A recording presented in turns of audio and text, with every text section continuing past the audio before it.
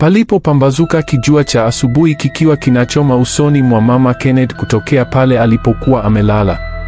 Aliamka akiwa na uchovu mwingi, kana kwamba usiku mzima hakuwa amelala kwa hali ya kawaida.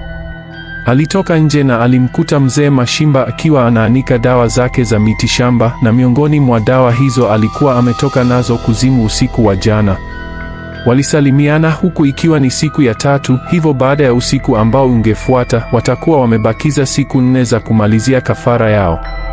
Baada ya hapo, mzee Mashimba alimpa tena zile dawa za kuoga Mama Kenneth, kisha wakapata kifungua kinywa cha asubuhi, na ratiba nyingine ziliendelea hadi usiku wa kiza ulipoingia. Waliendelea na zoezi lao kama kawaida. Siku ya 7 ilipofika, ambayo ndo ilikuwa ni siku ya mwisho kutimiza zoezi hilo, mzee Mashimba alimwambia Mama Kenneth, leo zoezi letu la mwisho tutaenda kulifanyia kuzimu, na huko ndo utakabidhiwa mtoto wako, kisha tutarudi tena duniani. Mama Kenneth alishtuka sana, kisha akamuuliza mzee Mashimba, itawezekanaje kwenda na kurudi?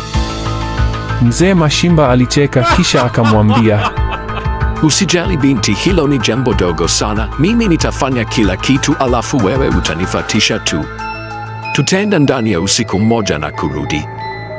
Muda ulipofika, mzee Mashimba alichora duara kama kawaida, kisha wakaingia ndani ya duara hilo. Mzee Mashimba alimpaka dawa Mama Kenneth katika kiwiliwili chake chote, kisha akampa damu anywe.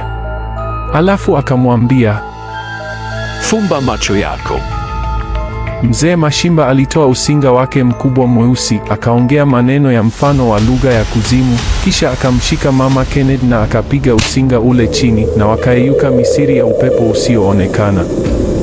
Kufumba na kufumbua wakajikuta wamefika kuzimu tayari. Kisha mzee Mashimba akamwambia Mama Kenneth, haya sasa fumbua macho yako. Alafu mzee Mashimba akasema tena kumwambia Mama Kenneth, leo ndo siku utakayoonana na mkuu wangu, ambaye si mwingine bali ni Shetani, na yeye ndo atakukabidhi mtoto wako.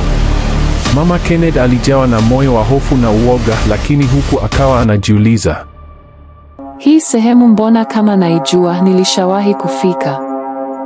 Cha ajabu zaidi, akasikia sauti ile ile ya yule mtoto wa kiume ambaye alikuwa akifanana na umbile la nyoka ikimuita. Hapo ndipo aligundua ile haikuwa ni ndoto tena, bali ilikuwa ni kweli kabisa.